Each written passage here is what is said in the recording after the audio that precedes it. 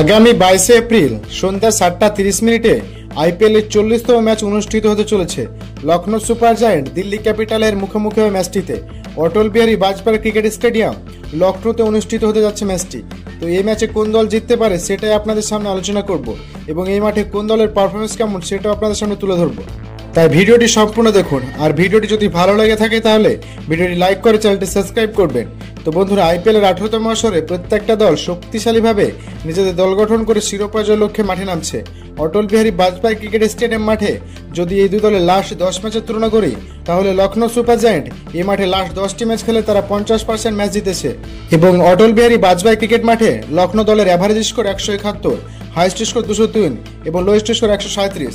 তারপর যদি বলি দিল্লি ক্যাপিটাল দলের কথা, তারা এই অটল বিহারী বাজপেয়ী ক্রিকেট স্টেডিয়াম মাঠে লাস্ট 2টি ম্যাচ খেলেছে এবং দিল্লি ক্যাপিটাল 50% ম্যাচ জিতেছে, অর্থাৎ তারা একটি ম্যাচ জিতেছে, একটি ম্যাচ হেরেছে। এবং এই মাঠে দিল্লি ক্যাপিটালের অ্যাভারেজ স্কোর 156, হাইয়েস্ট স্কোর 170 এবং লোয়েস্ট স্কোর 143 রানের।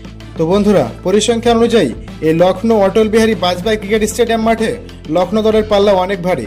তাছাড়া লখনৌ সুপার জায়ান্ট নিজের ঘরের মাঠ এবং নিজেদের সাপোর্টার ফ্যান ফ্লোয়ার তো অনেক থাকবে, সেদিক থেকে লখনৌ সুপার জায়ান্ট অনেকটা এগিয়ে থাকবে।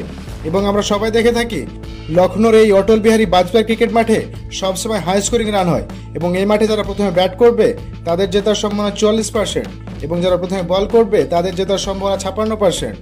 এবং অটল বিহারী বাজপেয়ী মাঠে অ্যাভারেজ ফার্স্ট ইনিংস 168 রানের এবং সেকেন্ড ইনিংস 157 রানের। তো দর্শক, এখানে নিশ্চিতভাবে বলা যায় মোটামুটি যারা প্রথমে বল করবে তাদের জেতার সম্ভাবনা বেশি। এই মাঠে রান বেশিরভাগ সময় চেঞ্জ হয়ে যায়, কারণ রাত্রে এই মাঠে অনেকটা ডিউয়ের প্রভাব থাকে। এবং এই মাঠে লাস্ট 10টি ম্যাচের কথা বলে থাকলে পেস বোলিং উইকেট পেয়েছে 57টি এবং স্পিন বোলিং উইকেট পেয়েছে 46টি।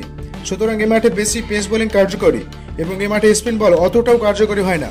দর্শক, যদি হেড টু হেড কথা বলি, লাস্ট 6 ম্যাচে এই দুই দলের দেখা হয়েছে এবং 3টিতে জয় পেয়েছে লখনৌ সুপার জায়ান্ট এবং 3টিতে জয় পেয়েছে দিল্লি ক্যাপিটাল। এদিক থেকে এখানে দুই দলই সমান, কিন্তু বর্তমানে শক্তিমত্তার দিক দিয়ে এই দুই দলের মধ্যে কোনো দলই কম শক্তিশালী নয়। আবার লখনৌ সুপার জায়ান্ট যেহেতু নিজের ঘরের মাঠে খেলবে তাই তারা অনেকটা এগিয়ে থাকবে। আবার ফ্যান পোলে এই দুই দলের মধ্যে লখনৌ সুপার জায়ান্টকে 37% জেতার সম্ভাবনা দিয়েছে আর দিল্লি ক্যাপিটালকে 63% জেতার সম্ভাবনা দিয়েছে। কিন্তু বন্ধুরা, আমার মতে সামগ্রিক তথ্য বিবেচনা করে এই ম্যাচে লখনৌ সুপার জায়ান্ট জিততে চলেছে।